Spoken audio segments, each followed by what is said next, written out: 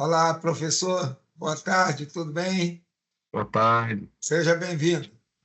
obrigado. Pronto, então vamos dar início, né, acho que quem for chegando vai se encontrando aqui no nosso debate. Então, boa tarde a todos e todas.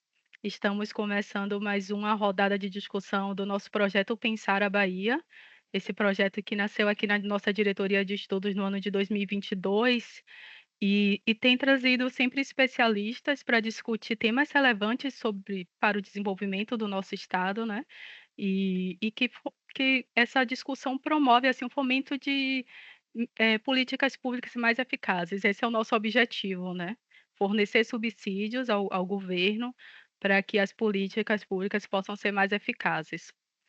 Este ano nós estamos, com o tema da segurança pública, né, um tema relevante aqui para o nosso estado que aparece, nos dados aí nas pesquisas que vêm sendo divulgadas ao longo do ano com a situação alarmante. Então hoje a gente vai conversar aqui com o professor doutor Ilsever de Matos, sobre as experiências de protocolos de segurança pública antirracista e em territórios sagrados do Brasil. Acho que é um tema muito relevante, agora que a gente acabou de sair do mês da consciência negra, né, mas, eh, tem que ser essa consciência tem que ser o ano todo, então a gente não perdeu ainda esse time. Então a gente traz esse debate hoje com o professor Ilsever. O professor Ilsever de Matos é professor do Departamento de Direito da Universidade Federal de Sergipe e do Programa de Pós-Graduação em Direito da Católica, aqui de Salvador. É pós-doutor pela UFBA, doutor em Direito pela PUC do Rio e mestre em Direito pela UFBA. Também é diretor do Centro de Pesquisas Jurídicas e Estratégias Públicas e Privadas Antidiscriminação, o CEPEG. Recebeu o Prêmio de Direitos Humanos em 2018 pelo Ministério dos Direitos Humanos e o Prêmio Ancestralidade da Fundação TID, Setúbal, isso, e Itaú Cultural. Então, assim, professor Ilsever, a gente agradece já antecipadamente aceitar nosso convite, colaborar aqui com o nosso trabalho, né? O professor Ilsever também nos ajudou muito na revista que vamos lançar junto com o nosso livro aqui sobre segurança pública, também uma revista que recebeu diversos artigos bem qualificados, assim, a gente já agradece também esse apoio, essa colaboração, né? E então eu desejo uma boa rodada a todos, e agora eu passo a palavra para o professor Ilsever. Obrigado, é um prazer sempre, né? Eu acho que nós, tanto da academia quanto movimentos sociais, como eu sou também, forjado dentro do movimento negro, forjado dentro do movimento de povos de terreiro e de matriz africano, nos quais eu aprendi muito, né? Estabelecer esse diálogo com quem tem a função de implementar e executar políticas públicas. Eu acho que para nós é muito importante esse diálogo, porque eu acredito que é a junção daqueles que são prioritariamente os, os, os que conhecem a prática, reunidos com aqueles que conhecem a teoria, né? E isso aí a gente não está colocando nem que um sabe mais que o outro de forma alguma, porque todos nós estamos nesse mesmo nível, né, de tanto produzir teoria de tanto quanto produzir práticas, né? Eu acho que é muito importante isso. Como eu tenho pouco tempo, eu vou logo partilhar aqui um pequeno slide orientador que eu elaborei para que a gente possa começar o nosso debate. Deixa eu ver aqui. Vou compartilhar a tela, né? Acho que vocês devem estar vendo aí já, né? Estão? Aline? Oh, Sim, desculpa, sim, estamos estamos vendo. vendo. Ah, que bom, né? Então, para ser mais direto, né, objetivamente, eu começo apontando um trecho da fala de Conceição Evaristo, quando ela nos alerta sobre a importância de, toda vez que tratamos de temas difíceis que a sociedade brasileira não tem costume ou não quer falar, como é o caso do racismo, das discriminações contra os diversos grupos historicamente excluídos, que a gente perceba que é importante o incômodo.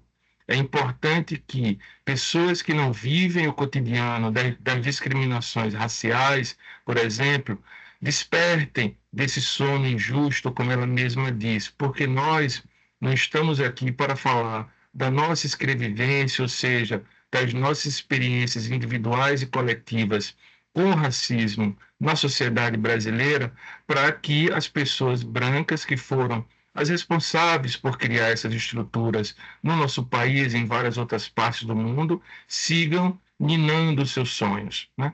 Então, o trecho que diz a nossa escrevivência não pode ser lida como histórias para ninar os da Casa Grande, e sim para incomodá-los em seus sonhos injustos.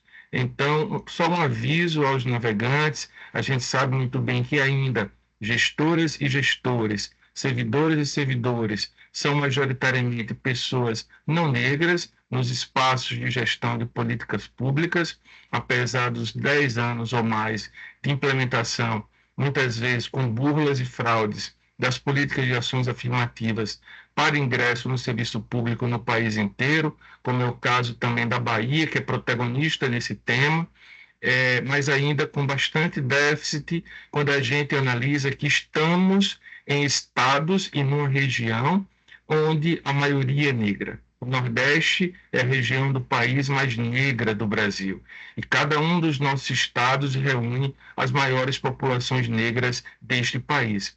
O estado do Nordeste com menor percentual negro ainda supera o Brasil. O Brasil tem 56% de população negra, e o Rio Grande do Norte, que é o estado com menor percentual de população negra do Nordeste, tem 63%, né? E quando a gente olha para Piauí, Maranhão, Bahia e Sergipe nessa ordem, a gente vê os 4 estados mais negros do Brasil com percentual acima de 80%. Então, nós não temos como considerar que seja justa a forma como que as instituições se estruturam hoje em uma sociedade que se pretende democrática, mas que não garante esses mesmos percentuais de representatividade nesse espaço. Por isso que é muito importante que a gente adote algumas teorias, epistemologias de origem africana, para que a gente possa falar sobre nós, né? Eu trago essa imagem que é de um documentário da Netflix chamado Sankofa, a África que te habita, indico para que todo mundo veja, que mostra um regresso aos lugares de escravização de pessoas negras em África e seus links com vários territórios no Brasil, como é o caso do Maranhão, do Rio de Janeiro e da Bahia. Esse documentário, inclusive, está sendo produzida a sua 2ª edição, e é muito importante a gente pensar como que a ideologia Sankofa nos coloca um desafio, enquanto pessoas ou enquanto instituições, que a gente fazer como seu símbolo, que é um pássaro com a cabeça voltada para trás pegando o ovo, que a gente faça o mesmo, que a gente pare, reflita, coloque a nossa cabeça para trás e pegue aquilo que a gente deixou em algum momento passar. E a gente deixou muita coisa passar. Muitas experiências, muitas oportunidades de transformar essa sociedade, porque a gente, com base no racismo, preferiu a violência, inclusive a violência letal, para apagar as epistemologias, as culturas, as ideias que foram sempre produzidas pelas pessoas negras no nosso país, desde que a primeira pessoa negra pisou neste território para ser escravizada. Então, acho que é interessante a gente ir voltando nesse tempo, né, para que a gente reflita sobre o momento que nós temos hoje. E aí eu coloco o Black Lives Matter enquanto o primeiro ponto da nossa reflexão, porque parece que lá em 2020, 25 de maio de 2020, quando George Floyd teve o joelho de um policial branco no seu pescoço durante 11 minutos, enquanto ele gritava mais de 20 vezes: "Eu não consigo respirar", aquele momento, lá em 2020, durante a pandemia, parece que foi que a sociedade mundial entendeu o que era o Black Lives Matter e entendeu o que era o racismo. Mas nem o próprio movimento Black Lives Matter começou com a morte de George Floyd. É um movimento que começou nas redes sociais em 2013, se expandiu nos Estados Unidos todo em 2014, dominou o mundo em 2016, debatendo sobre a violência policial, a violência letal prioritariamente imposta aos corpos negros, mas posteriormente colocou um debate sobre o racismo de forma ampla nas instituições, sobre discriminação, ausência de orçamento público, desigualdade no sistema de justiça, o papel da imprensa e da educação também, né?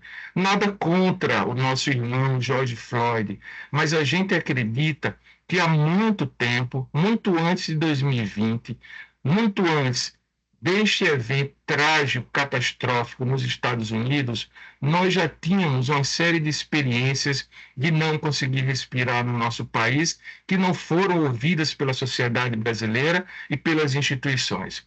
E a gente considera, inclusive, o momento atual em que estamos vivendo, em um julgamento histórico que está acontecendo no estado de Sergipe, que é o julgamento da morte do Genivaldo, que foi morto pela Polícia Rodoviária Federal no mesmo dia da morte de George Floyd, no dia 25 de maio, só que de 2022, com requintes de crueldade pela criação de uma câmara de gás no camburão da Polícia Rodoviária Federal, com gás lacrimogêneo, que o matou asfixiado. Então, se lá, nos Estados Unidos e o mundo inteiro, ouviu "Eu Não Consigo Respirar" do George Floyd e mobilizou todo um movimento antirracista que fez pessoas mudarem suas fotos em redes sociais, saírem para ruas na pandemia para derrubar estátuas de escravagistas, né? Acho que é muito importante que a gente reflita sobre os nossos próprios George Floyds, como é o caso mais recente, de 2022, que está em julgamento agora, nessa semana, com previsão de conclusão na sexta-feira, do nosso irmão Genivaldo sergipano, doente mental, que foi morto por requintes de crueldade, tortura e homicídio qualificado pela polícia brasileira, né? Então, só podemos compreender a morte de George Floyd e a morte de Genivaldo no contexto de uma sociedade racista que se beneficia com o racismo, com a manutenção do racismo. Se beneficia porque, na minha compreensão, a ignorância, o cinismo, a apatia, a escravidão e o extermínio favorecem essas pessoas enquanto prejudicam a existência e a vida das pessoas negras do nosso país.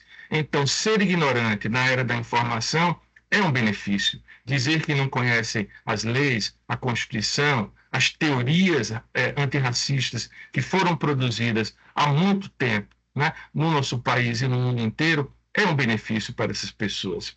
Dizer que as pessoas negras estão mais encarceradas porque são maioria da população, ou dizer que os povos de terreiro, por exemplo, são perseguidos porque sua religião é de menor prestígio, ou uma série de outras cínicas justificativas para a situação de degradação dos direitos humanos das pessoas negras, de povos de terreiro do nosso país, é um cinismo que beneficia essas pessoas e os coloca apáticos, ou seja, o contrário da apatia seria a empatia, né? O desenvolvimento do sentimento das mesmas dores do outro. Então, vivemos em uma sociedade apática porque ela destina empatia, porque ela destina solidariedade, porque ela destina suas emoções para pessoas e grupos privilegiados, dos quais pessoas negras e de terreiro não participam.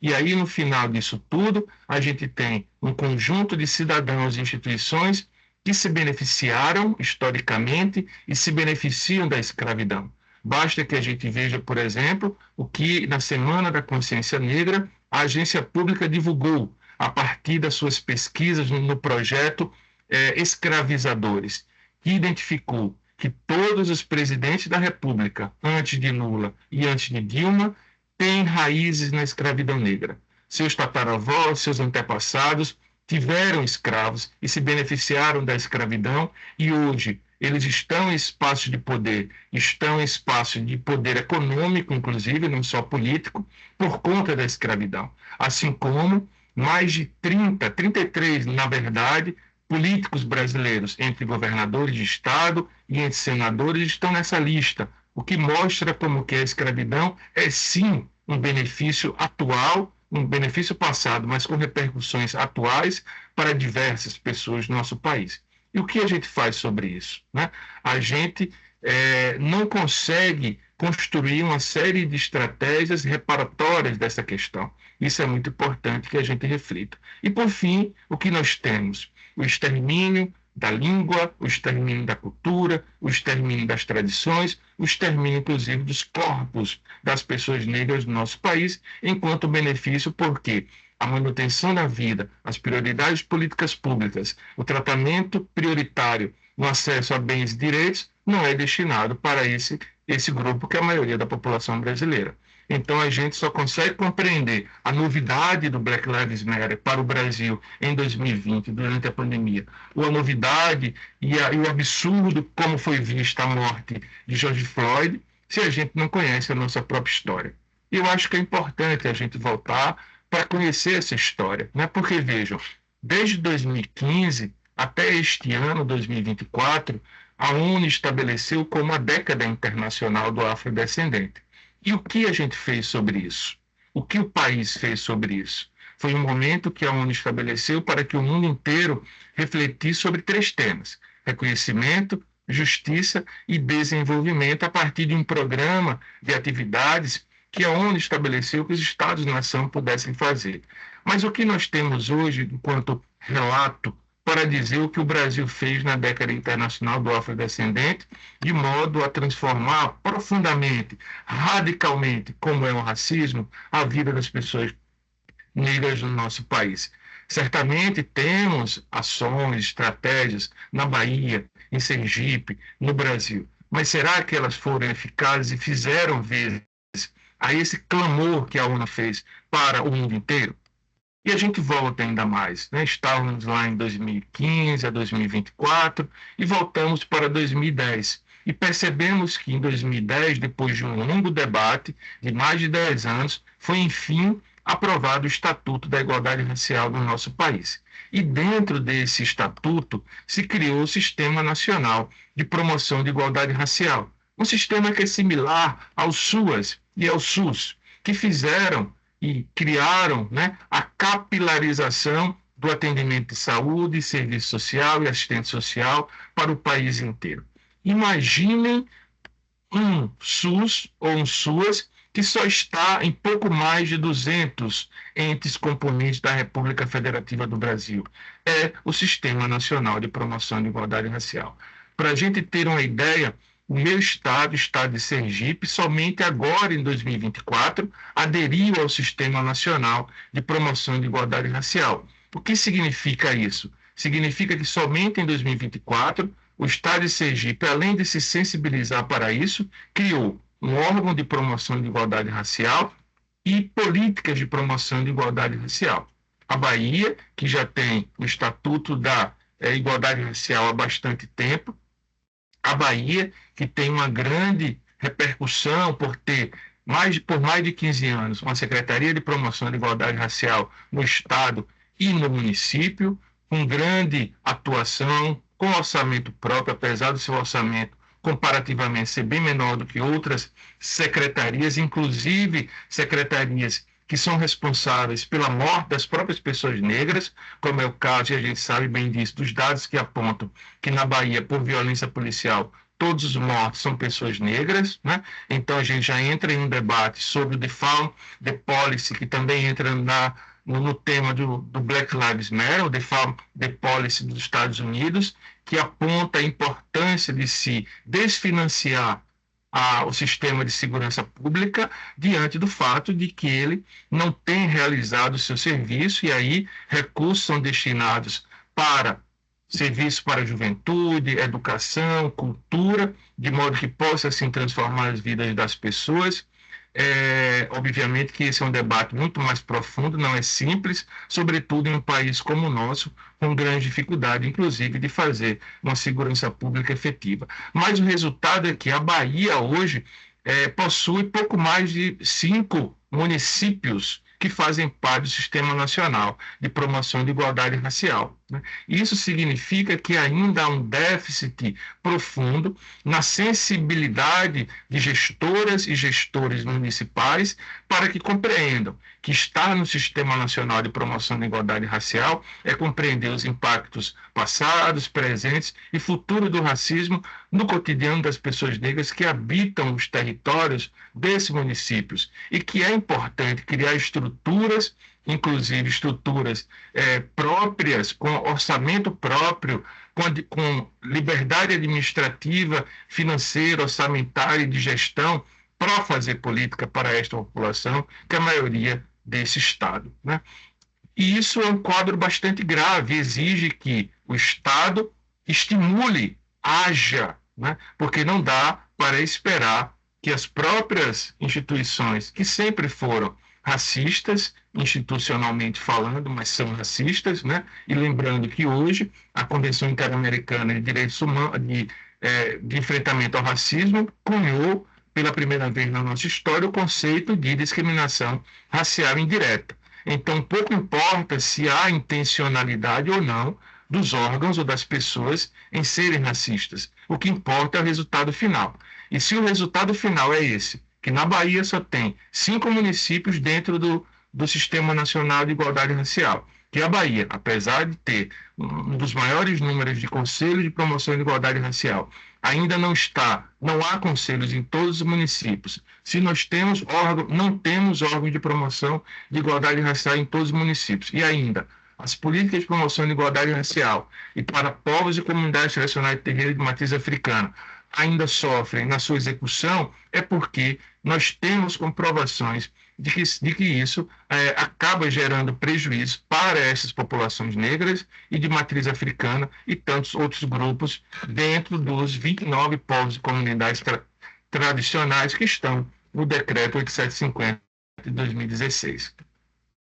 Mas a gente volta ainda mais para tentar, né, mostrar que a forma, né, como nós vimos a morte de George Floyd, ela não tem sustentação em ser uma novidade, porque a CUFA, a Central Única das Favelas, que denuncia que a violência de Estado não é a única, né, não deveria ser a única política pública oferecida para as comunidades negras, para a juventude negras em comunidades, mas sim cultura, educação e outros itens que podem fazer essa população cidadã, existe desde 1999. Né? Nós temos um partido, Frente Favela Brasil, fundado em 2016, e uma série de movimentos que denunciam a violência letal do Estado contra jovens, como é o caso dos vários movimentos de mães, de filhos mortos pela violência no nosso país, assim como a Iniciativa Negra por uma Nova Política de Drogas, que questiona como a lei de drogas no nosso país é um instrumento prioritário de encarceramento da nossa juventude. Né? Então, não podemos ver como novidade a morte de George Floyd se nós já temos na nossa história todo um conjunto de articulações sociais, movimentos sociais, que já denunciam esta violência há muito tempo. Né? Movimentos negros que desde a década de 70, durante a ditadura militar, fizeram toda a mobilização para a garantia dos seus direitos, né? Então, Negro, Renafro, MNU e tantos outros grupos, mas muito mais que isso. Se a gente volta ainda mais nesse exercício que a ideologia Sankofa nos impõe, a gente encontra muitas outras formas de manifestação do não consigo respirar na nossa sociedade. Se a gente olha, por exemplo, o Quilombo dos Palmares, né, destruído em 1580, e toda a luta de Gangazumba, Aqualtune, Dandara e Zumbi, aquele que é lembrado como seu maior líder, inclusive nesse mês agora da Consciência Negra, comemoramos pela primeira vez na história o feriado nacional de Zumbi. A gente verifica qual foi a resposta que o Estado deu a essa proposta de uma nova sociedade, com participação plena das mulheres, né, com a gestão de várias pessoas conjuntas, não só pessoas negras, mas também indígenas, pessoas libertárias e progressistas. Qual foi a resposta? A violência letal.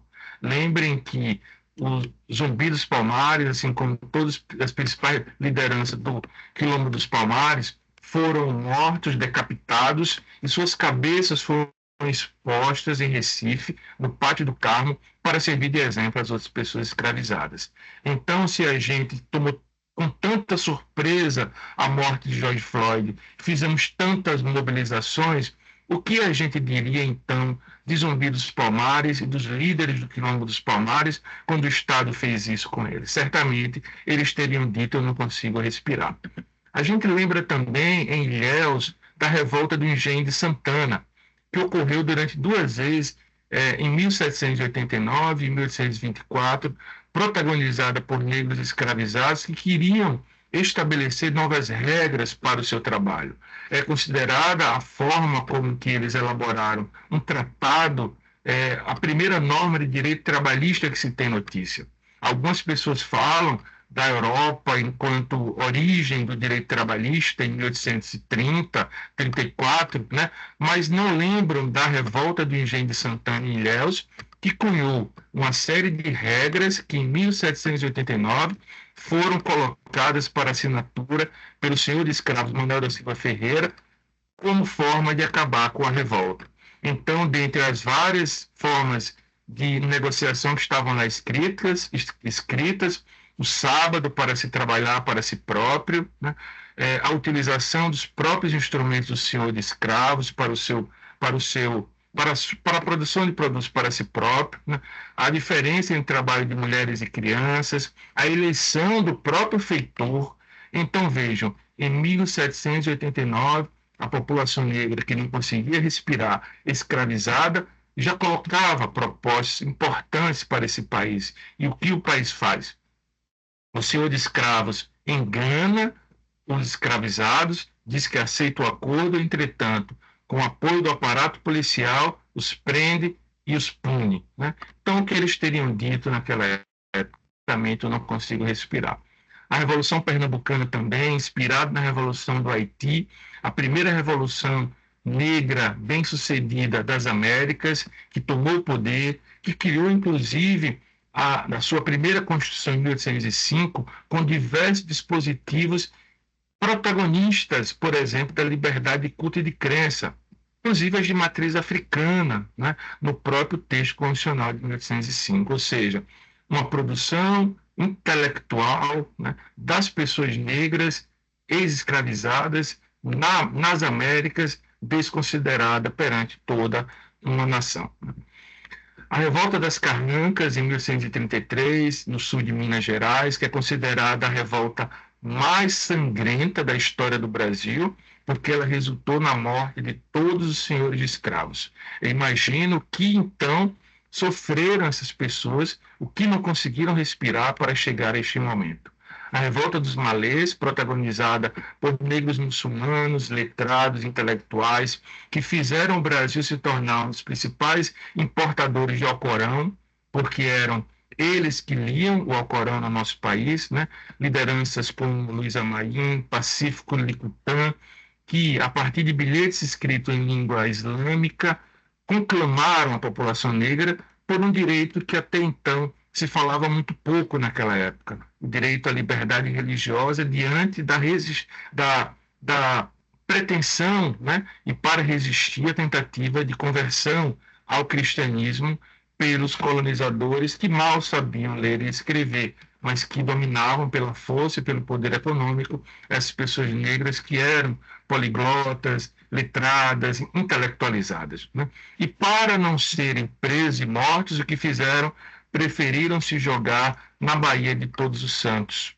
Lembrando que hoje vários lugares de memória dentro de Salvador reconectam a gente à Revolta dos Malês. Construções, lugares onde aconteceram as diversas lutas entre os revoltosos e as polícias da época, como é o caso de Água de Meninos, que foi considerada a batalha final desta revolta, né? Mas o que teriam dito, então, ao preferir se jogar no mar ou se jogar no mar, né? Certamente eu não consigo respirar. A revolta de Manuel Congo, em 1938, a revolta do Queimado, em 1949, no Espírito Santo, a greve dos escravos libertos em Salvador em 1857, a revolta dos Búzios em 1878, também recheada de episódio de grande violência, né? Lembrem que os seus líderes, João de Deus, Lucas Dantas, Manuel Faustino e Luiz Gonzaga, foram enforcados em praça pública. A revolta dos jangadeiros no Ceará, que fizeram a primeira abolição da escravatura no nosso país, em 25 de março de 84, ou seja, 4 anos antes da Lei Áurea, que é considerado ainda pelos menos críticos, né, como a abolição da escravatura no nosso país, foi precedida a partir das próprias lutas da população negra e da população trabalhadora, que não desembarcou mais escravos nos portos do Ceará, fizeram a primeira abolição e, posteriormente, no Amazonas, em 1885. Ou seja, naquele período, todo mundo sabe, a história já conta, os livros didáticos atuais mais críticos já falam, que em 1888, a partir da Lei Áurea, mais de 90% da população negra já estava liberta no nosso país pelas mais diversas formas, mas sobretudo pelas suas próprias lutas, né? A revolta do Cantagalo e, por fim, a revolta da Chibata, mais recente, em 1910, mas a partir do fato de que uma instituição pública, a Marinha Brasileira, ainda continuava impondo aos marinheiros, sobretudo aos marinheiros negros, castigos corporais na forma de chibatadas. E foi os castigos impostos a um marinheiro, com 250 chibatadas em vez das 25 que estavam no regulamento, que geraram a revolta protagonizada por João Cândido, liderada por João Cândido, né? Que acabou tendo uma negociação, novamente uma negociação com o presidente à época, Hermes da Fonseca, mas que ele traiu os revoltosos, né? Os aprisionou e durante a noite, por alguma reação química que não se sabe qual foi, um gás foi produzido na cela e todos morreram, com exceção de João Cândido, que ficou louco depois de ver aquela cena e foi perseguido, inclusive até a sua morte, somente agora sendo alçado à categoria de herói nacional, o que não adianta nada depois de toda a sua história.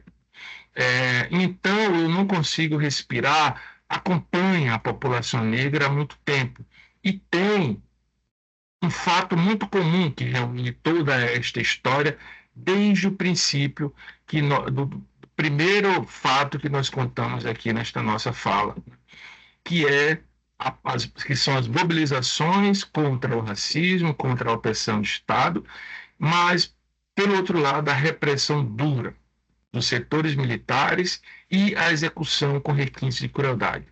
Os enforcamentos em praça pública, a decapitação, a asfixia, desterro, prisão da maioria dos líderes, né?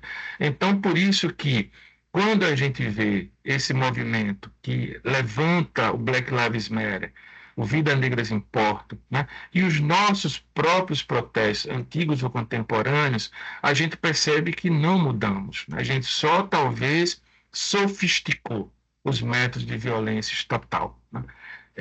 Então, jogar uma pessoa negra trabalhadora de cima de uma ponte, como a gente acordou hoje com essa imagem, né, não se diferencia muito do que a gente viu na nossa história antiga. E é muito importante falar sobre isso, porque apesar de tudo que nós falamos, de toda a evolução histórica que a gente caminhou, ainda hoje as pessoas negras acumulam os piores índices de desenvolvimento humano. E os municípios, e os estados, e o Brasil não conseguem romper essa lógica, ou parece que não querem romper.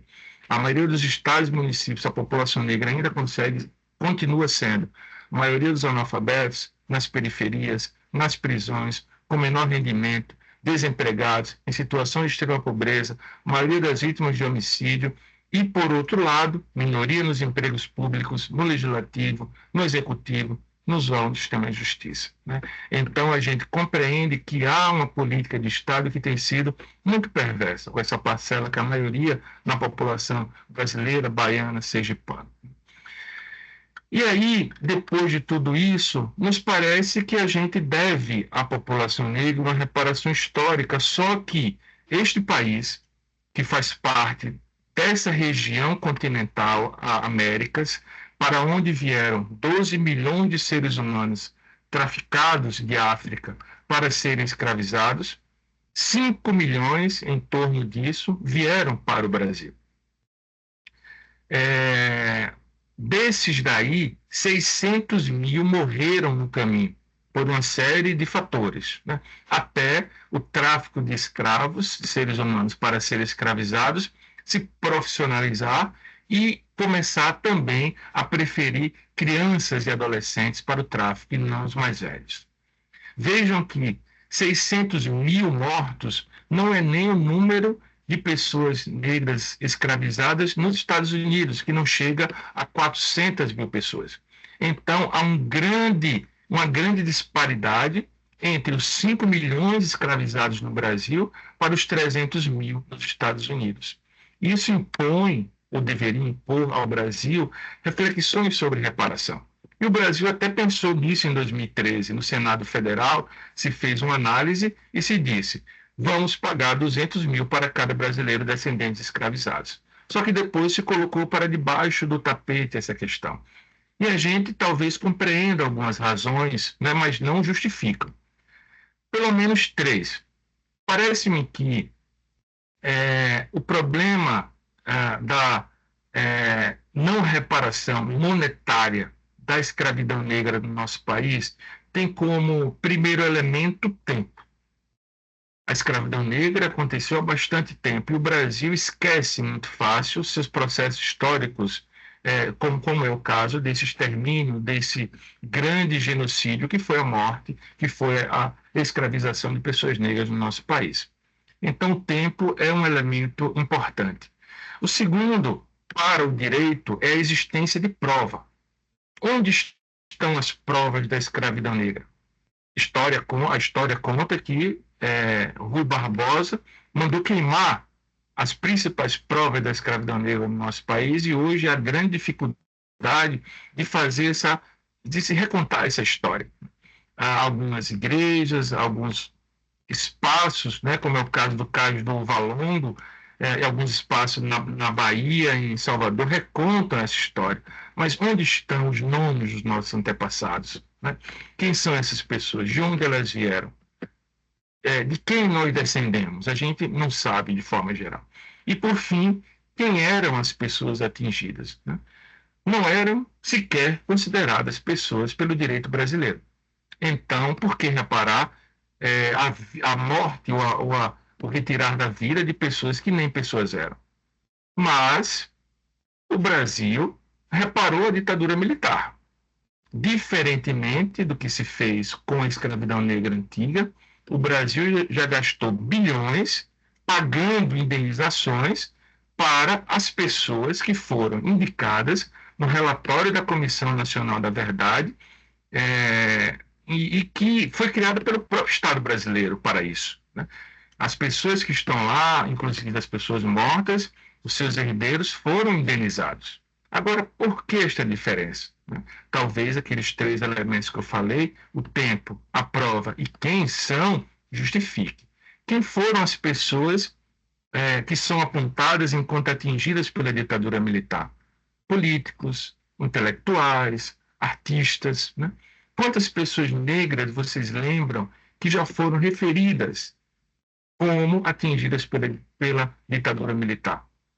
A gente conhece a história de Marighella, a gente conhece um ou outro negro que é apresentado, né, em documentários, mas será que as comunidades de favela não sofreram com a ditadura militar? Alice Braga recentemente lançou um podcast em que ela conta, através de documentos que ela conseguiu em registros históricos em museus, né, a história da ditadura militar com as comunidades indígenas no nosso país. E a população negra? O relatório da Comissão Nacional da Verdade esquece a população negra. Há menções à população LGBTQIAPN+, há menções a uma série de grupos, né, movimento estudantil, mas a Comissão da Verdade traz uma ausência que grita, que é qual o impacto da ditadura militar na maioria da população brasileira, que é negra. E por que não se reparou a essas pessoas o que elas sofreram, né? Coletivamente ou individualmente? E então, a gente tem essa distinção. O Brasil paga até hoje as pessoas atingidas pela ditadura militar. Nada contra isso, né? Mas os cálculos feitos, inclusive pelo IPEA, um órgão brasileiro, diz que se o Brasil fosse pagar o que deve às pessoas negras, deveria desembolsar 16 quadrilhões de reais. E o PIB do Brasil não chega aos 7 ou 8 trilhões de reais. O Brasil ia pagar tudo que tem e não conseguiria pagar o que deve às pessoas negras no nosso país. Enquanto o mundo inteiro debate a reparação econômica por esses holocaustos, né, por esses genocídios.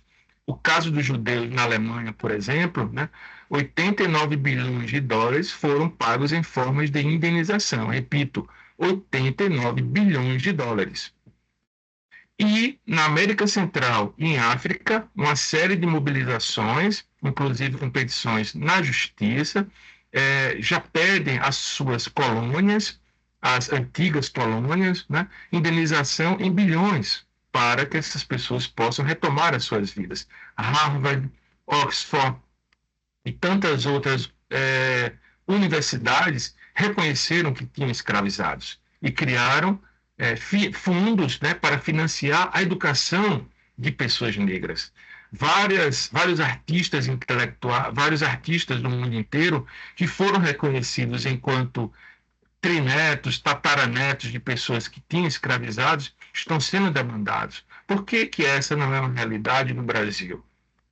Porque, a partir de articulações com o movimento social negro, depois de alterar a Constituição e colocar o crime de racismo enquanto crime grave, imprescritível e inafiançável, depois de criar a Lei CAO, Lei 7.616 de 89, punindo o crime de racismo, e depois de perceber que nem a Constituição, nem a lei penal deram conta de exterminar o racismo no Brasil, o movimento negro propõe as políticas públicas de ações afirmativas no âmbito da educação, do trabalho, da saúde, da justiça. E mesmo assim, após mais de 20 anos da Lei 10.639, que é a Lei de Ensino de História da África, depois de 10 anos da Lei de Cotas na universidade, no serviço público, o que nós temos hoje é um déficit imenso, uma má aplicação e, além disso, burlas tanto de órgãos públicos quanto de pessoas a todas essas políticas. Então, essa é a crítica que a gente coloca. Por que não entramos de uma vez por todas, então, na era da reparação econômica? Então, parece que a gente precisa pensar quanto de orçamento o governo da Bahia hoje tem dado para a reparação da escravidão. Quanto desse dinheiro está indo para a vida das pessoas que precisam estudar, precisam de moradia, né? E para os seus próprios funcionários negros.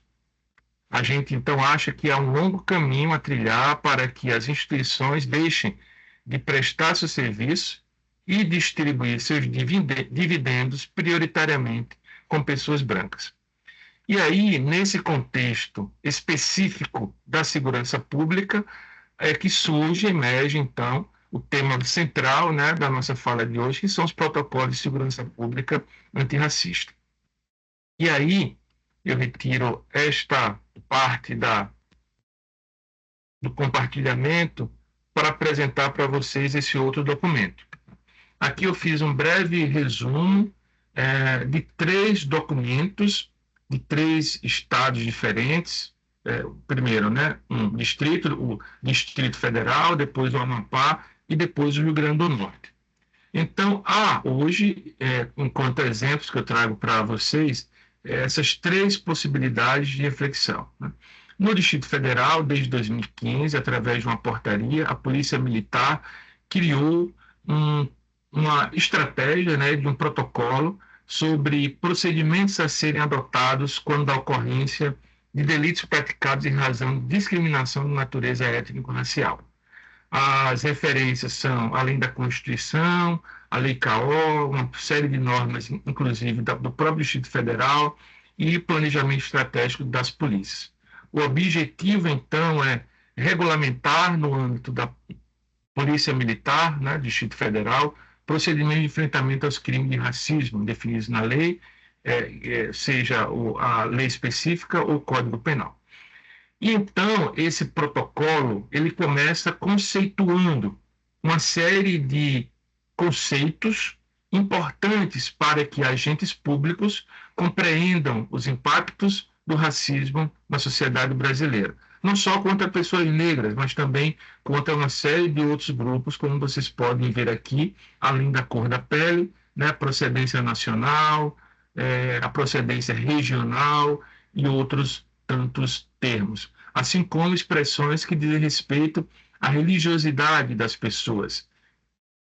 E, posteriormente, no próprio documento, eles estabelecem um passo a passo de 14 itens de um protocolo, estabelecendo o fato e como que cada um dos agentes públicos deve agir diante daquele fato.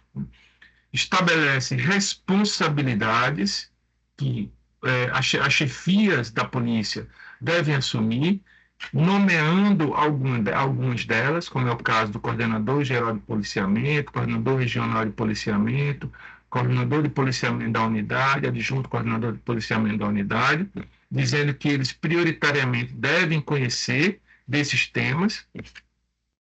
A formação continuada também, incluindo temas sobre África, afro-brasileiros, indígenas, índio-descendentes, na formação policial.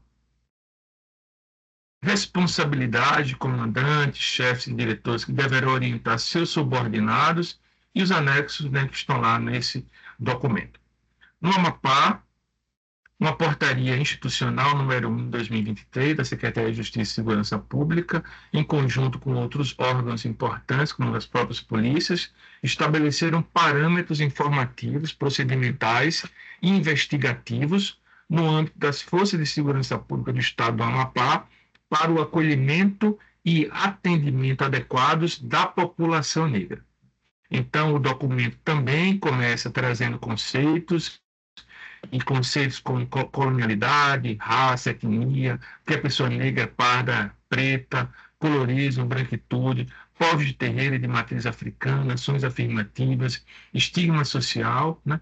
E depois o próprio protocolo vai conceituando expressões de violência contra pessoas negras e indicar as condutas que os agentes devem ter em cada uma dessas, em caso de abordagem, o uso de expressões, né, o tratamento direcionado às pessoas negras e etc.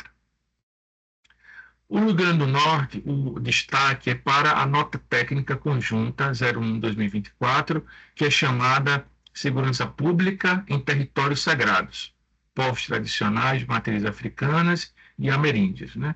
Fundamentado também em vários dispositivos constitucionais, infraconstitucionais, Código Penal, Lei de Contravenções, Estatuto da Igualdade Racial Local, então está tudo aqui devidamente justificado. O objetivo, para ler bem brevemente, é abordar a relação entre segurança pública e a proteção e preservação dos patrimônios materiais e imateriais dessas religiosidades e dos seus territórios tradicionais, que são culturas e tradições passadas de geração em geração e que possuem um valor histórico e cultural significativo. Essa relação é importante porque, historicamente, as religiões dessas matrizes foram alvo de repressão policial, o que gerou um impacto negativo na preservação desses patrimônios. A nota técnica aborda medidas que possam ser tomadas para garantir a proteção desses territórios, como propósito para uma capacitação de profissionais de segurança pública para lidar com a diversidade cultural e religiosa, como prevê a matriz curricular nacional.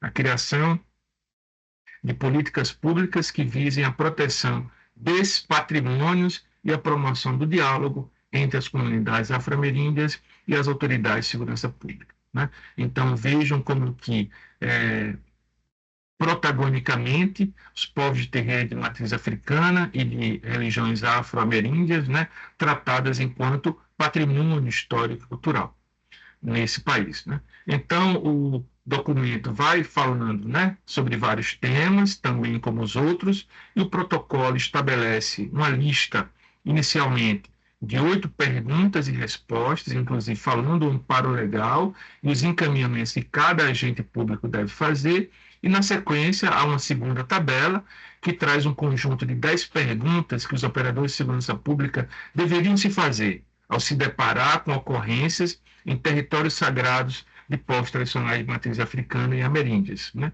Divididas em perguntas gerais, específicas e os protocolos a seguir a partir delas, né? Então, são essas 3 iniciativas que fazem com que a gente possa apresentar esses exemplos, né, enquanto possibilidade de replicação e de melhoria na relação das forças de segurança pública, do aparato de segurança pública, tanto com a população negra quanto com os povos de comunidades tradicionais de terreiro e de matriz africana. É isso, deixa eu colocar só aqui, esqueci, bom, a parte final do slide, acabei saindo antes, mas vamos lá. Só para ficar esse registro, né? E, né, o meu muito obrigado na língua banto, na língua angola, né, como é tradição na minha religiosidade, né, os meus contatos também, as referências aí, para caso vocês desejem algum contato posterior para mais informações, para compartilhamento, inclusive desses documentos, né, que são de fácil acesso, mas que a gente está aí disponível, né? Do lado direito eu trago uma imagem que simboliza Ogum. Nós estamos na terça-feira é destinada a Ogum, é o orixá que habita o Miori, é aquele que rege os meus caminhos, é o orixá Imolê, aquele que veio antes, aquele que pede para que a gente haja diante de todas as necessidades humanas, pede que a gente tenha força, que a gente movimente a roda da vida, porque ficar parado é ser contra o Ogum. Ficar parado é ser contra todas as energias vitais que a gente precisa, né? Então, que a gente haja contra o racismo, que a gente haja para transformar as instituições, né? Por isso, a imagem de Ogum, e que Ogum nos abençoe nessa nossa luta que é muito difícil, é contra forças muito mais fortes do que nós, mas sabemos que estamos aqui diante de pessoas engajadas, comprometidas e que não se deixarão levar pelas dificuldades, né?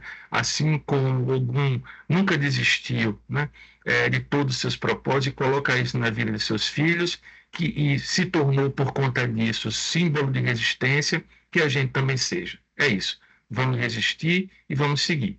Muito obrigado.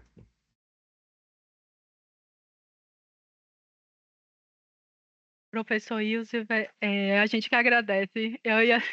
Eu já estava falando muito obrigada, já estava aqui levantando palmas, esqueci até que a gente estava no virtual, mas assim, palmas mesmo, e a gente agradece muito, assim, essa aula, né? Acho que a gente hoje teve aqui uma aula sobre a questão racial no Brasil e a importância de se falar coisas que são tão óbvias, mas as pessoas realmente ficam apáticas e tapam os olhos, tapam os ouvidos para não enxergar essa realidade que está assim diariamente. É diariamente, gente, é todos os dias são notícias que remetem ao racismo e tudo que a nossa população vem sofrendo durante séculos aí, né? E as pessoas ignoram.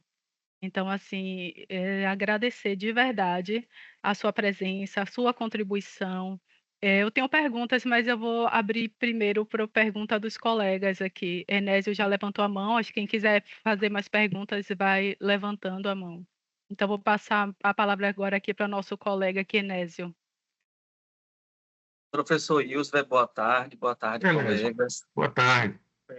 É uma alegria, assim, revê-lo, né? Já vejo virtualmente outros espaços e agradeço primeiro a professora Salete, que foi que nos fez a ponte para que chegássemos até você, e também agradecer primeiro a sua colaboração, que foi fundamental para que a nova edição da revista Bahia Análise de Dados pudesse sair, uma vez que ajudou a mobilizar, né?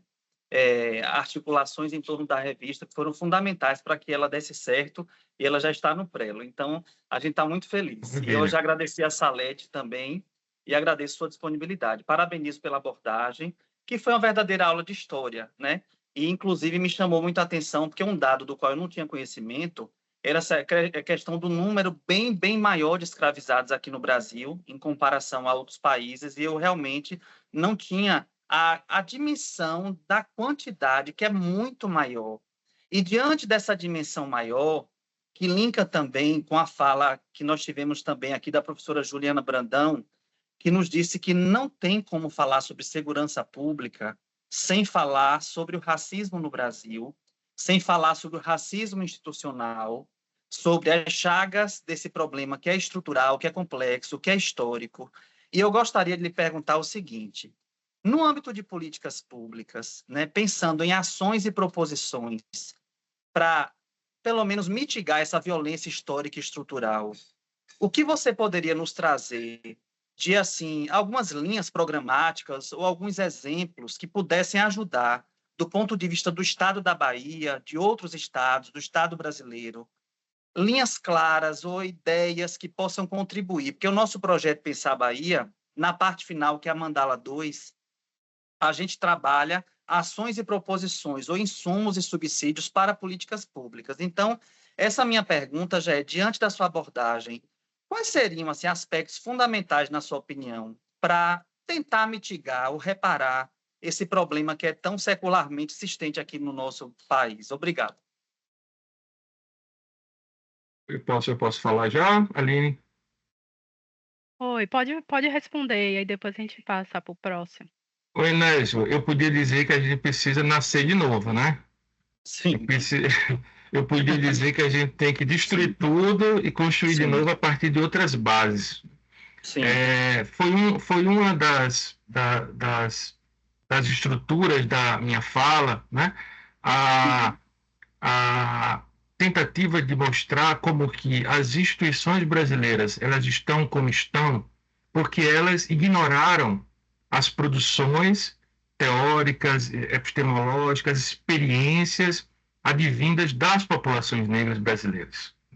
A gente sabe muito bem que a gente herdou de África diversos elementos que são distintos da forma de convivência e de sociabilidade que o Brasil adota hoje, que é inspirada em matrizes europeias, individualistas, privatistas, não coletivistas, cooperativistas, né? Como são as tradições africanas indígenas que já aqui habitavam.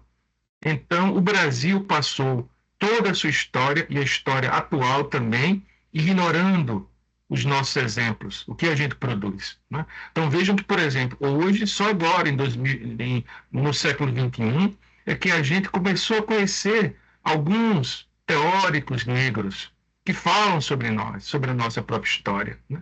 E aí as universidades estão repletas, inclusive, de pessoas não negras, trabalhando esses autores para se tornarem um pouco melhores.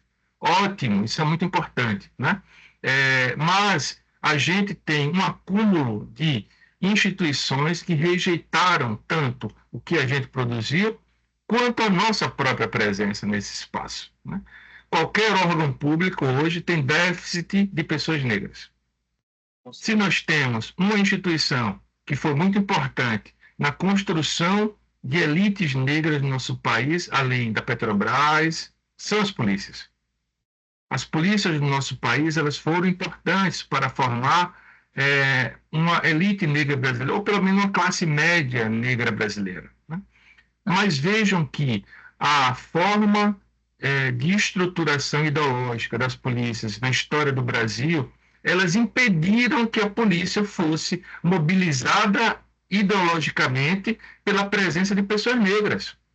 A grande presença de pessoas negras dentro das polícias não mudou a polícia, porque é uma estrutura ideológica tão potente que ela transforma as pessoas negras lá dentro.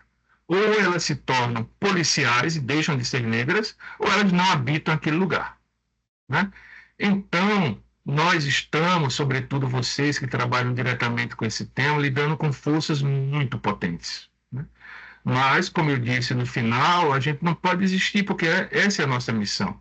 E a gente nunca desistirá. Mas eu acredito que nós cometemos algumas falhas, Enésio. Eu acho que a gente abandonou, de alguma forma, uma potência que nós temos, que é a responsabilização individual e coletiva das pessoas que ainda hoje praticam racismo, inclusive o racismo letal, contra pessoas negras no nosso país. Eu acredito e tenho plena consciência de que nós precisamos incrementar os instrumentos de responsabilização. Não dá para a gente conviver em grande acordo de que matar pessoas negras ou tirar as suas oportunidades está tudo ok, está tudo bem, né? As instituições seguem fazendo isso, sejam órgãos do Poder Executivo, órgãos do Poder Legislativo, ordenando cotas, sejam as universidades públicas, que fraudam as cotas e dificultam a entrada de pessoas negras, como a gente conhece muito bem várias histórias, inclusive a minha, que vocês devem conhecer, para entrar aqui na UFES, né? Então, Enésio, é muita coisa. A gente deve persistir na ideia de educar.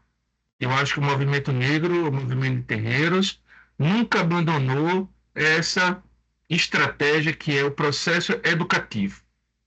Mas ele sozinho não dará conta, né? Ainda mais da forma equivocada que essa educação, dentro desse espaço de formação de policiais, ou inclusive do próprio sistema de justiça de uma forma geral, que envolve os policiais, né?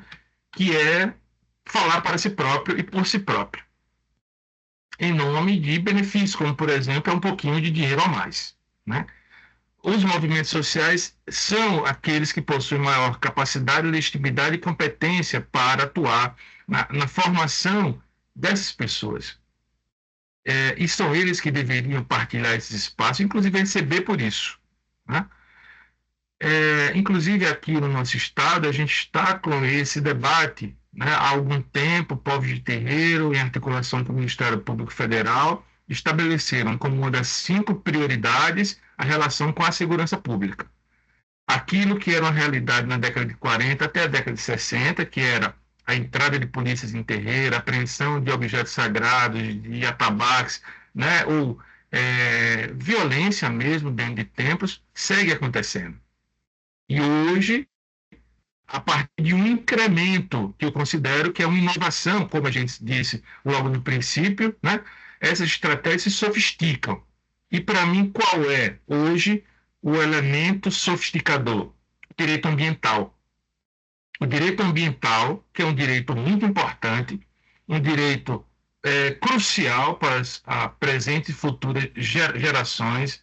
Ninguém é contra o direito ambiental, mas o direito penal não tem dado conta mais, né, pelas várias críticas que recebe, para sozinho continuar oprimindo essas populações. Então, o direito ambiental e, sobretudo, as, na minha visão, inconstitucionais contravenções de perturbação do sossego ou perturbação sonora, incrementadas hoje pela lei ambiental, que é muito mais rigorosa, né, estão fazendo com que populações negras periféricas e populações de terreiro sejam novos alvos da atuação policial ambiental e das estruturas do sistema de justiça que tem atuação no campo da proteção do patrimônio, mas que esquecem que terreiro também é patrimônio, que a cultura afro-brasileira também é patrimônio, e vivem uma vida para criminalizar roda de capoeira, como na época do Império, para criminalizar roda de rap e outras formas de cultura negra, como é o caso também dos terreiros, né? Então, acredito que é uma reflexão que a gente precisa fazer, e vejam como são vários aspectos, né? Vários elementos. E as articulações mesmo, Enésio, com as instituições mais progressistas e mais independentes. A gente sabe muito bem que Ministério Público e Poder Judiciário, Defensoria Pública, constitucionalmente, são vitalícios, têm direito à inamovibilidade e irredutibilidade dos subsídios para amplificar a sua independência. Mas num país como o nosso, marcado pela corrupção, marcado pela deterioração dos laços republicanos, como a gente vai manter isso, né? Então, o que nós temos efetivamente de experiência, apesar também das normas internacionais, que falam sobre a independência dos julgadores, né, do sistema de justiça, como é o caso do Tratado de Bangalore e o Tratado Internacional sobre a Independência do Juiz. O que nós temos hoje é o quê? Muitas vezes pessoas entregues às estruturas políticas e econômicas, que têm que julgar, que têm que analisar como o chefe mandou, né? Mas é isso. São muitas estruturas que a gente tem que destruir, né, para a gente poder construir essa nova polícia. Mas a gente precisa começar, né? Não pode nunca dizer que não é algo possível. Aí eu sempre acredito, sabe, Nédio, que experiências locais é que vão começar essa transformação. A gente não vai conseguir fazer isso nacionalmente de uma vez só. Então, eu acho que a gente deve potencializar, sim, as experiências locais e elas vão fazer a diferença. A gente vai mudando a vida das pessoas localmente. Obrigado, professor. Por nada. Contemplou, aluno. Pronto, eu vou passar agora a fala para Sara Luane, que é nossa colega aqui do programa de primeiro emprego, quer fazer uma pergunta. Sara?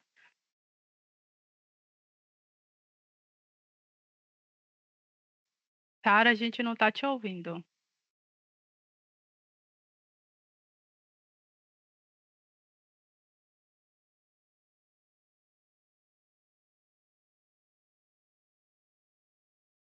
Ô, Sara, desconecta o microfone e conecta de novo, que às vezes volta.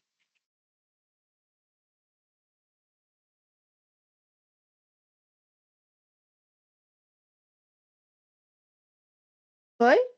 Pronto, Oi. estamos te ouvindo. Desculpa. Boa tarde, professor. Boa tarde a todos.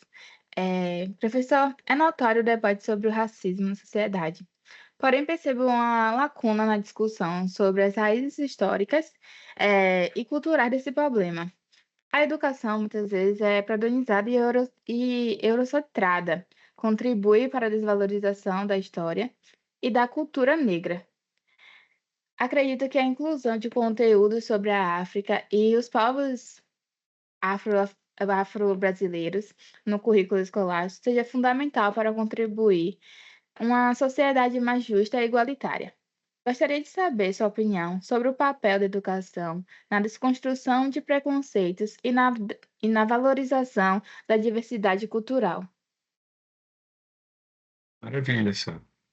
Então, eu considero crucial que a gente nunca abandone as estratégias de educação da sociedade brasileira para condutas antirracistas, né?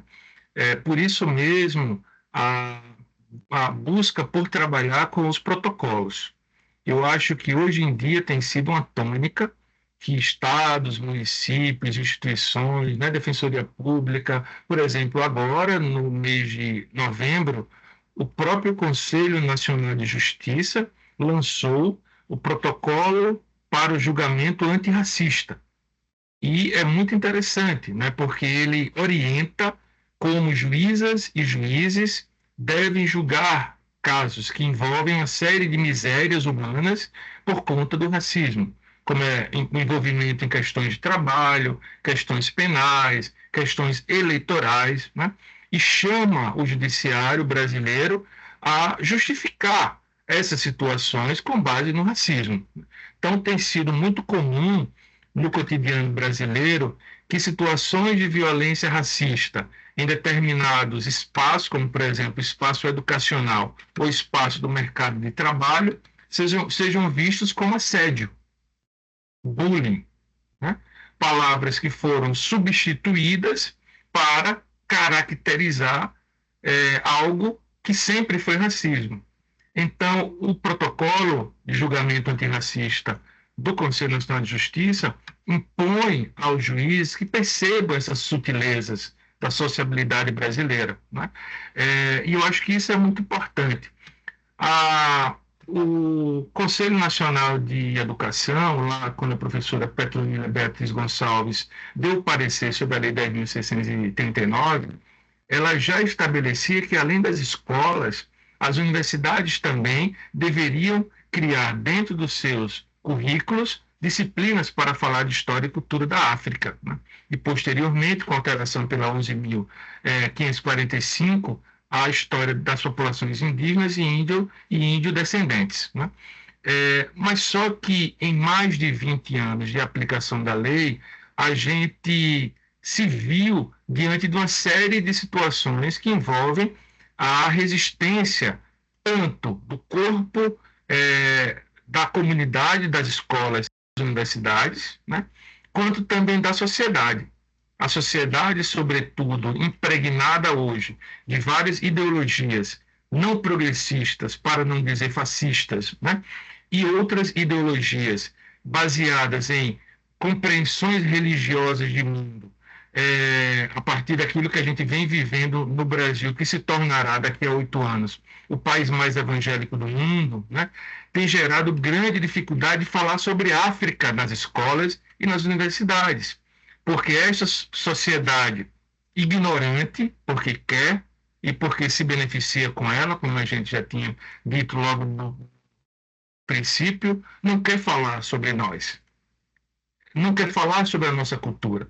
Está dizendo que falar de Exu dentro da escola é falar de demônio, é querer converter, né? Ou seja, personalidades míticas, personalidades ancestrais, assim como outras tantas que sempre foram tratadas nas escolas de forma muito tranquila, como é o caso dos deuses gregos, né?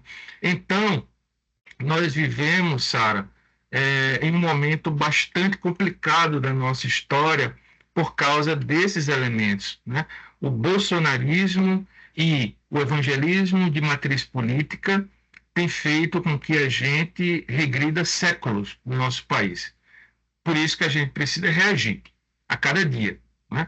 E a gente tem potencial de reação muito reduzido, porque a gente não é tão organizado enquanto eles.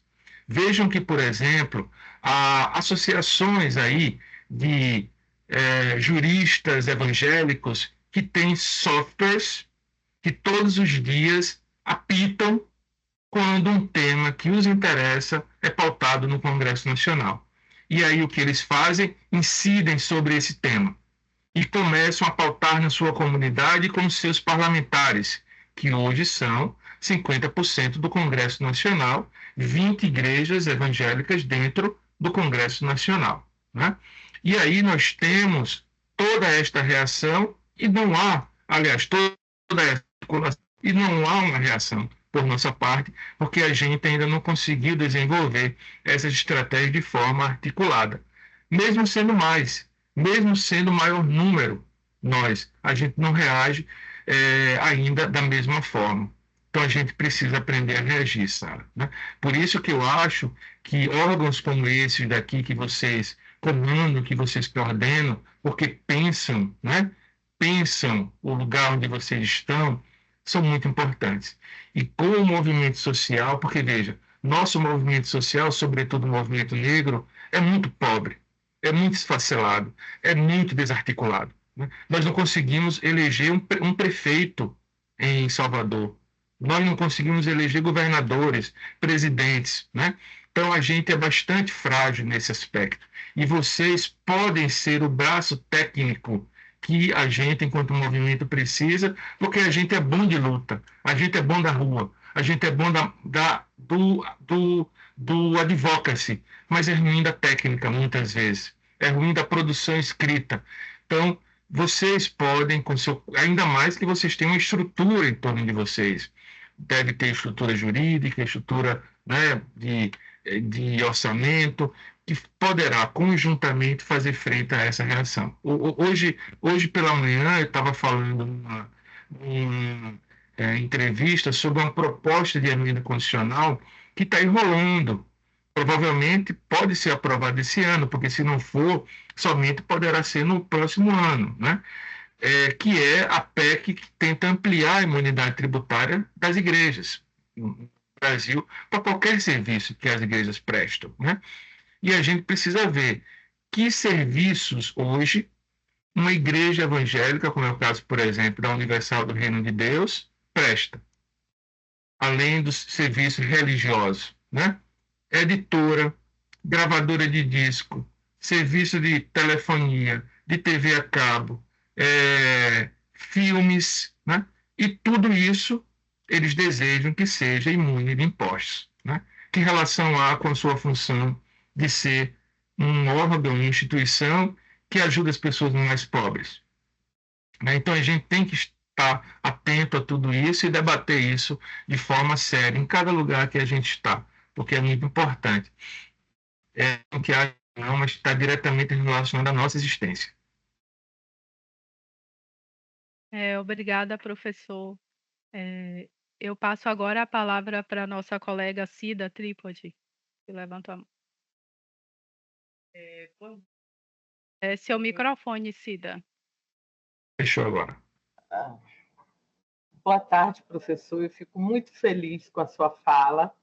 Agora, é uma curiosidade que eu quero lhe fazer. Eu trabalhei, quando o governo da Bahia, em 2011, instituiu o programa Pacto pela Vida, ele criou uma superintendência de prevenção à violência que tinha Polícia Civil, Polícia Militar, Departamento de Polícia Técnica, que trabalhava todo mundo lá junto para tentar modificar e melhorar essa questão da segurança pública na Bahia.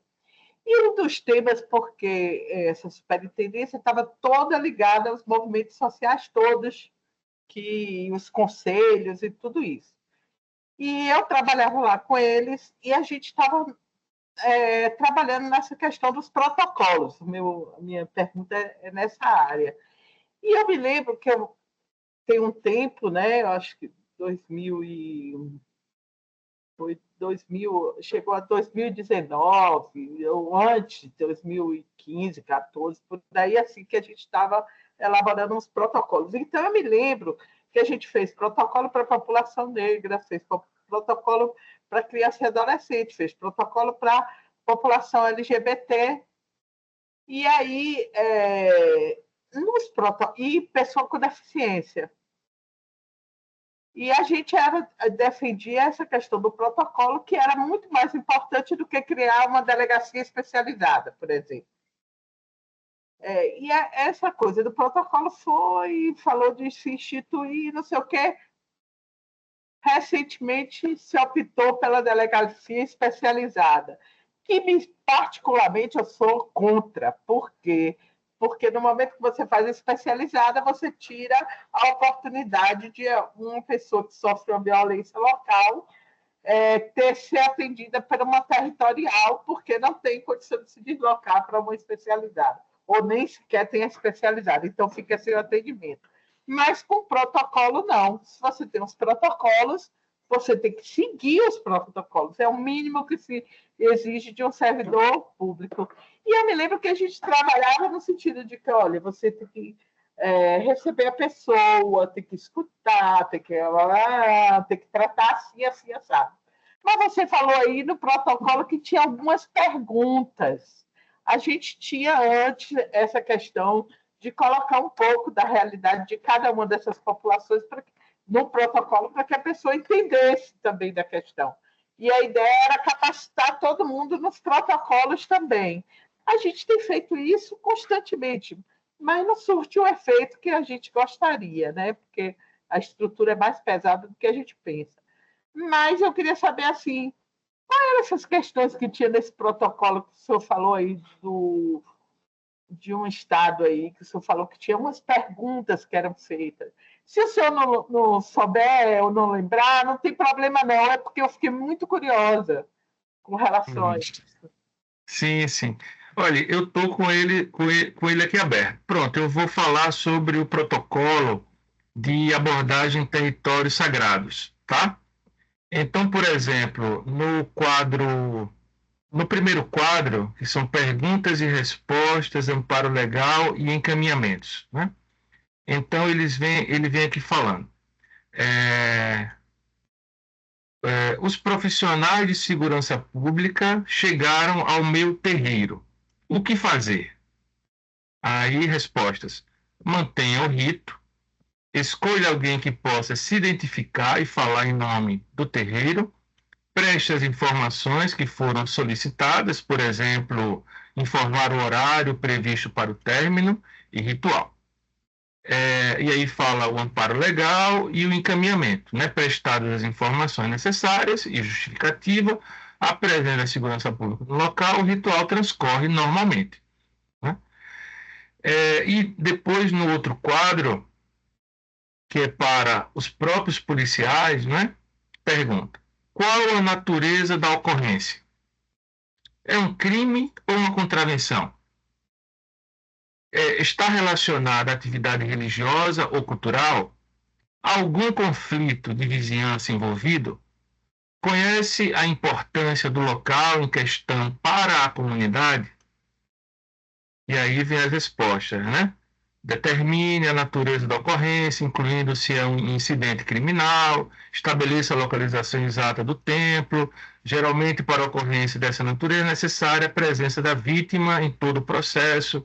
Pesquise e reúne informações sobre as crenças e práticas religiosas e culturais da comunidade afetada. Quais medidas de segurança são necessárias? Deverá haver um policiamento visível no local? Existem medidas intrusivas que podem ser adotadas para garantir a segurança? E por aí vai. Então, como eu disse, são 8 perguntas no primeiro quadro e 10 perguntas no segundo quadro. Então, é um documento bastante educativo, né? Talvez bem aplicado de forma crítica, honesta, né? Pode gerar um resultado positivo. E eu acho muito importante, Cida, que você tenha trazido essa sua experiência, porque nos convoca a ir buscar, né? Onde estão esses protocolos que a Bahia criou para essas atuações diversas, né? Eu lembro que em reunião com o chefe daqui da polícia, ele disse: olha, todos os conselhos CNJ, CNMP estão pressionando as polícias locais para criarem protocolos. Inclusive aqui ele disse: nós temos 80 protocolos em criação. 80 protocolos, né, para vários temas, várias áreas, né? Então, acredito que o momento atual, ele tem exigido das instituições, Cida, isso daí, né? Que eles mudem a rota. Não dá mais para a gente experienciar tantas problemáticas nesse novo governo, né? O novo governo Lula acabou com o anterior, em que tudo isso era muito possível, ou muito pior, né? Então, nesse novo governo, há esperança. A gente sabe muito bem das críticas que os governos do PT têm, tanto na Bahia quanto no Brasil, né? Então, eu falava há pouco para vocês sobre a Convenção Interamericana contra o Racismo, que foi assinada pelo governo Bolsonaro e não foi assinada pelos governos do PT. É uma convenção aprovada em 2013, ou seja, primeiro governo Dilma, né? E por que o PT não assinou? Só 10 anos depois é que Bolsonaro assina, né? É uma crítica legítima à inércia do governo do PT durante esse tempo. E a gente sabe muito bem as críticas que o próprio movimento tem posto ao governo do PT baiano, aos governos do PT baiano. E a gente tem que reverter essas críticas, né? Mostrando na prática essas transformações. Obrigado pelas suas perguntas e pela sua experiência aí, Ciro. Acho que é muito importante, viu? Obrigada, professor. A gente já está caminhando assim para o fim da rodada, né? O professor, imagino que final de semestre é muita coisa a fazer. Então, assim, vou passar a fala para a Inés e depois para a Cida. Acho que a Edgar também levantou a mão e aí depois a gente vai encerrando. Então, peço assim que sejam mais sucintos assim na pergunta, para que a gente e o professor também, né? Responda mais brevemente. para que a gente não segure muito tempo aqui, nosso convidado. Então, Enésio.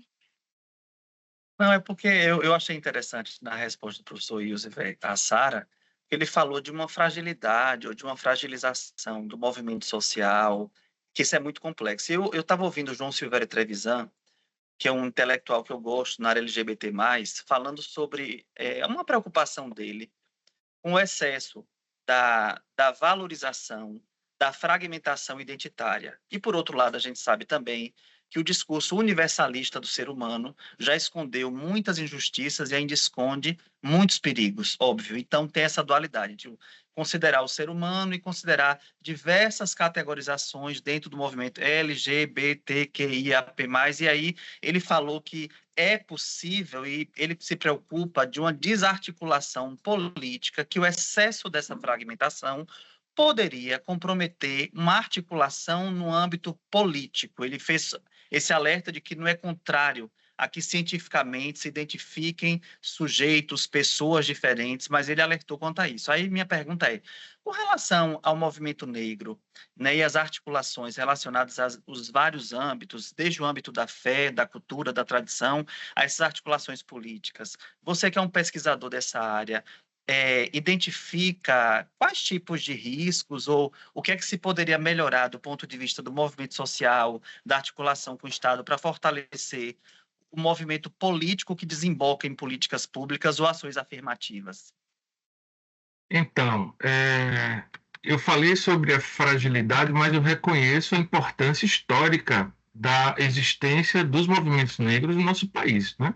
Se não fossem as articulações dos movimentos negros e de terreiro também no nosso país, né? Falando só sobre esses dois grupos hoje, porque é o tema principal da nossa fala, né? A gente não teria o conjunto de leis, políticas públicas, ações que nós temos hoje, né? Mas, efetivamente, a gente percebe que hoje a gente tem bastante essas políticas, né?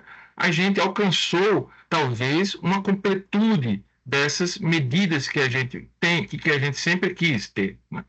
O que falta hoje é efetividade. E neste campo da efetividade é que a gente não está conseguindo incidir. E acredito que é nesse ponto agora que a gente tem que focar. Onde estão os técnicos dentro do movimento negro que vão provocar, peticionar contra o Estado, em caso de negação ou de não aplicação de política pública, né? Então vejam que agora a temática da política de cotas para professores negros nas universidades tem tido grande impacto. Já fizeram um cálculo agora, foram mais de 100 bilhões deixados de serem direcionados a famílias negras, simplesmente pelo fato de que professores negros deixaram de ocupar empregos públicos por conta da burla política de cotas, né? Isso é muito drástico. A gente poderia ter mudado a vida de várias pessoas, porque é muito comum que, ao se alçar a um serviço público, a um cargo público, uma pessoa negra rache toda a sua família, que tem melhorias imensas na sua qualidade de vida, né? Porque a gente não anda só, né? Então, isso daí é um resultado prático que transforma muita coisa. E o que tem sido feito para mudar isso, né? Aí eu conto o caso daqui de Sergipe.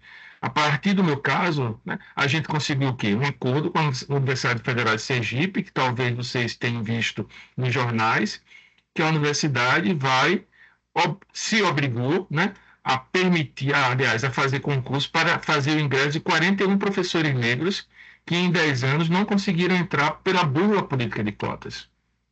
Isso é mudar 41 vidas. Aliás, 41 vidas e mais tantas que virão a partir disso, né? Por isso que eu falava, Inésio, Cida, Aline, Sara, o Edgar também, todo mundo que está aqui, né? Que a questão econômica é crucial no momento atual, né? A gente precisa investir agora nessas pessoas, na sua educação, no seu lugar no mercado de trabalho, na sua casa, né? Para que essas pessoas possam transformar a sua vida rapidamente. Senão, o racismo vai levá-las. E a gente está permitindo isso. Nossos jovens estão morrendo, né? Nossos idosos estão morrendo doentes, porque a Política Nacional de Saúde Integral para a População Negra não está sendo aplicada como se deve.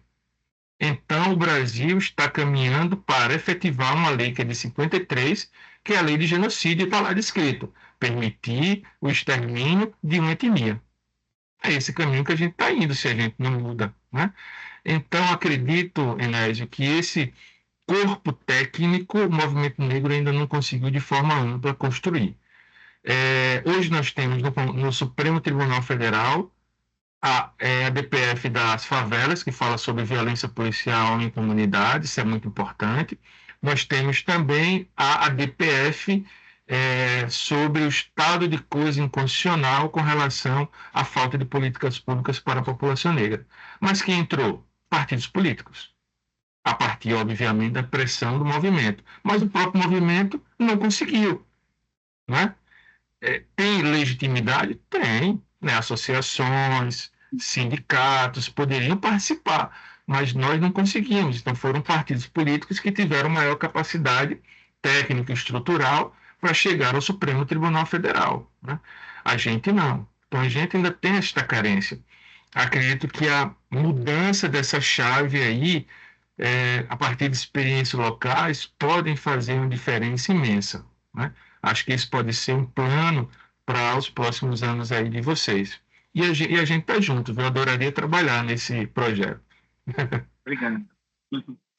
Será bem-vindo. Com certeza será bem-vindo, né? Passar a palavra agora para a Cida e depois para Edgar.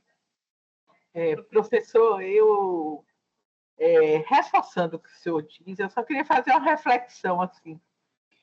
A gente precisa ter muita coragem todo dia, cotidianamente, né?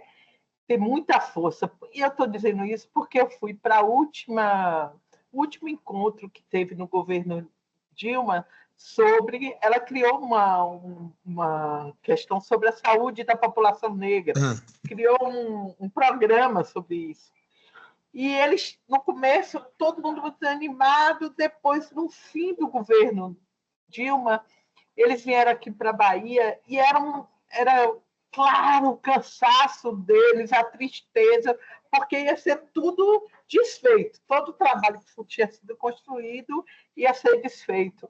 E eu fiquei, naquele momento, sentindo a angústia e a dor deles, junto com eles, né?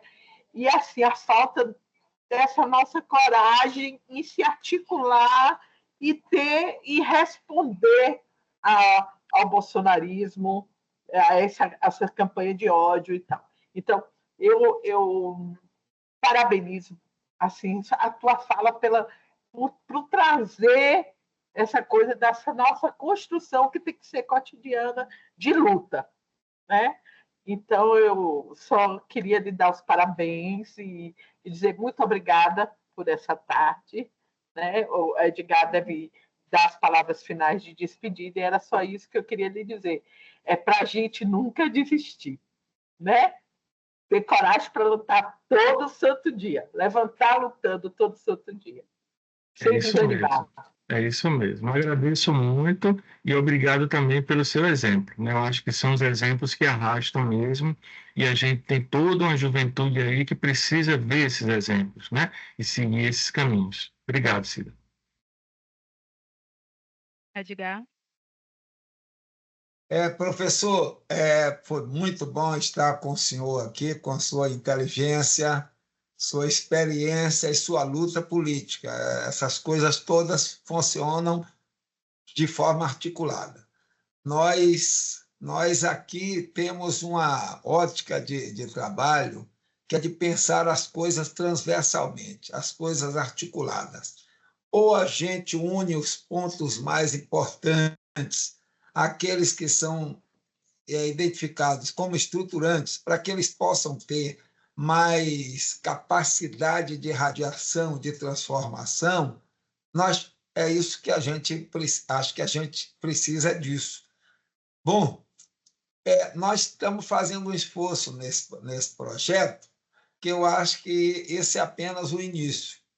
E é um início que nós tentamos organizar, como diz aqui na Bahia, organizar o baba.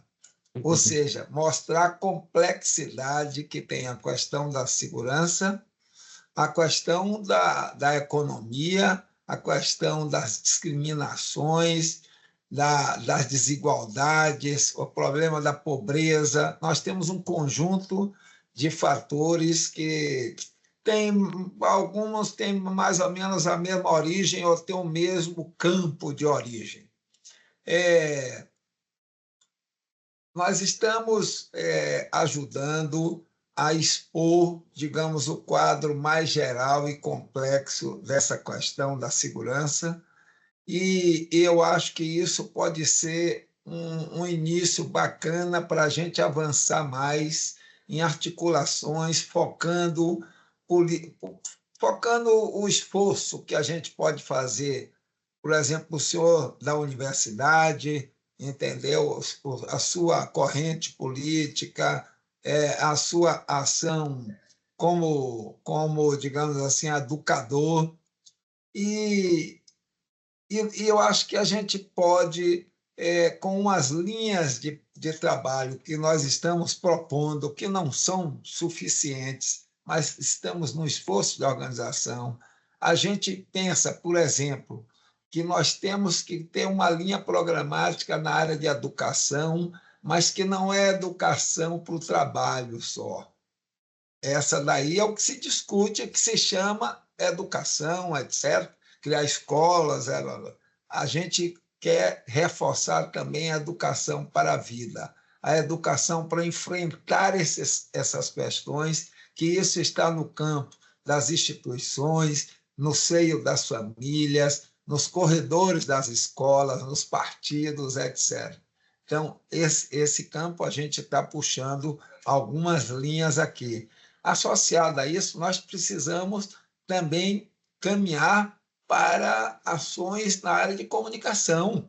Hoje não é possível a gente trabalhar sem pensar na questão de educação. Só quem pensa isso é a direita.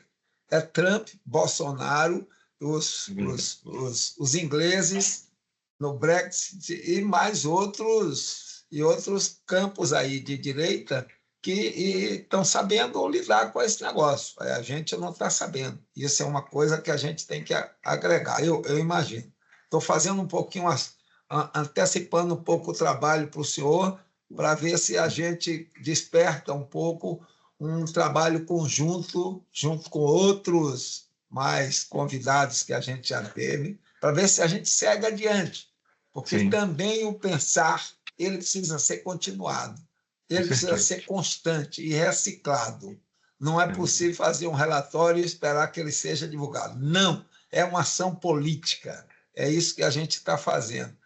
Política no sentido da boa política, digamos assim. Não é na política de interesses mesquinhos ou de pequenos grupos, etc. A outra área que a gente também quer trabalhar é com a área do conhecimento, ou seja, organizar as evidências melhor, mas isso de forma articulada. Isso também é uma coisa boa. E estamos caminhando para sugerir uma espécie de uma plataforma digital que possa ser o nosso ambiente de trabalho conjunto. E isso pode dar uma organização às ações, ao pensamento mais organizado. Eu acho que o senhor pode dar uma contribuição e nós estamos aqui dispostos a recebê-lo ou participar com vocês dessa iniciativa. Acho que podemos trabalhar de forma muito forte e continuada, e organizando as coisas e tentando repercuti-las para alcançar um número maior de pessoas. Vamos trabalhar com os jovens, evidentemente. A turma está começando agora na infância, etc.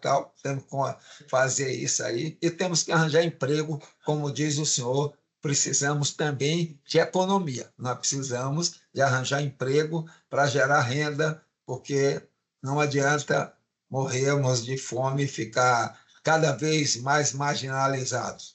Isso não vai fazer bem a ninguém.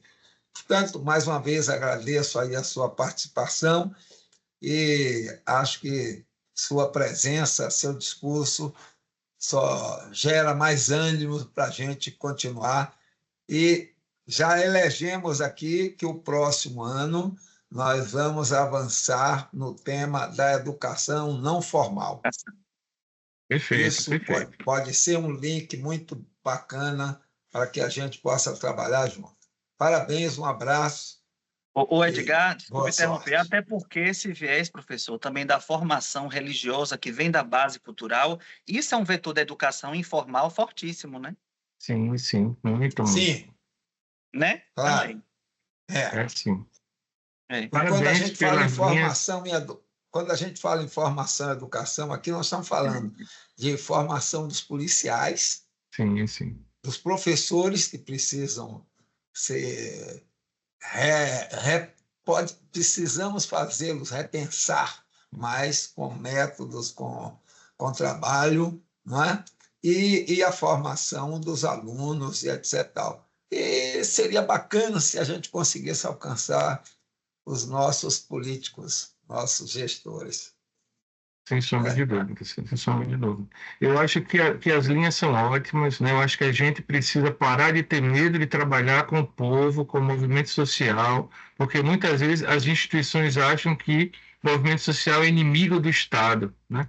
Quando na verdade não é, né? Do movimento social vem várias alternativas que muitas vezes o próprio Estado não pensou sobre elas, né? São parceiros, são importantes e são pessoas capacitadas que poderiam estar nesse espaço, né? E aí vocês fazem também as transformações na vida dessas pessoas, né? Mas é isso, parabéns, eu estou disponível, né? Vocês sabem que eu também trabalho com muito prazer em Salvador, na Católica de Salvador. Acho que as conexões entre Sergipe e Bahia são muito maiores do que a história conta. A gente tem população negra bastante presente, mas com tudo a se resolver ainda pelo lado de cá. E você aí tem um grande caminho já trilhado que a gente se espelha. Então, minhas pesquisas aqui se conectam com as pesquisas feitas aí, e eu acho que vocês têm grande potencial para fazer um excelente trabalho. Já parabenizo e me coloco também à disposição. Agradeço ter sido ouvido, partilhar, né, e colaborar também. Obrigado. Então, só encerrando. Eu acabei nem fazendo uma pergunta, mas acho que minha pergunta foi respondida no meio de todo esse debate aí. Então, assim, agradecer novamente ao professor por trazer esse debate. Pedimos que nós que sofremos respirando pouco, né, nessa sociedade, que a gente continue sendo resistência, que as pessoas que estão aí na apatia de achar que a culpa às vezes é até nossa, que elas acordem, porque a culpa não é nossa, porque se fosse verdade a teoria de que somos mais pobres porque somos a maioria, que somos mais presos porque somos a maioria, que somos mais mortos porque somos a maioria, seríamos maiorias em todos os espaços, não só os de sofrimento. A gente não quer ser sofrimento, né? A gente luta desde que fomos trazidos para cá dessa forma tão cruel.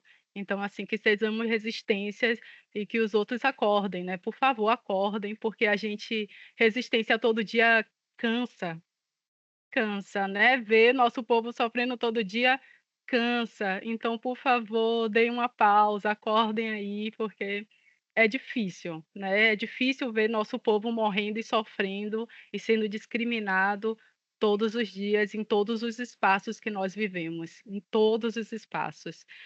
Que ficamos atentos também a essa nova onda de colonização dos nossos saberes que a igreja vem trazendo para dentro das nossas comunidades, né? A escravidão veio com a colonização do nosso saber, discriminando nossa fé, nos trazemos como indivíduos sem alma ou demoníacos, usando o nome de Deus para dizer que nós fomos criados para servir, nós não fomos criados para servir, que entendam isso e que a gente consiga ter mais atenção a esse crescimento dessas igrejas dentro das comunidades, né? Colonizando os nossos saberes, que a gente também possa melhorar essa questão da polícia, que eu acho que uma das dores, uma das crueldades, na verdade, mais difíceis de tolerar é o que fazem com a polícia, que é transformar pessoas, a fazer que pessoas negras acreditem que seus semelhantes são violentos e merecem morrer. Isso é de uma crueldade, assim, incalculável. É triste perceber, ver isso, né? Então, que sejamos resistência, mas que deem um tempo também, né? Porque a gente está cansado, que por mais que a gente chegue nesses espaços de poder, nossos salários não são equiparáveis, né? Então, vamos lutando, vamos seguindo. Então, obrigado, professor Ilse de Matos, que a gente possa continuar trabalhando juntos aí, nesse ano de 2025. Axé. Axé, Saravá.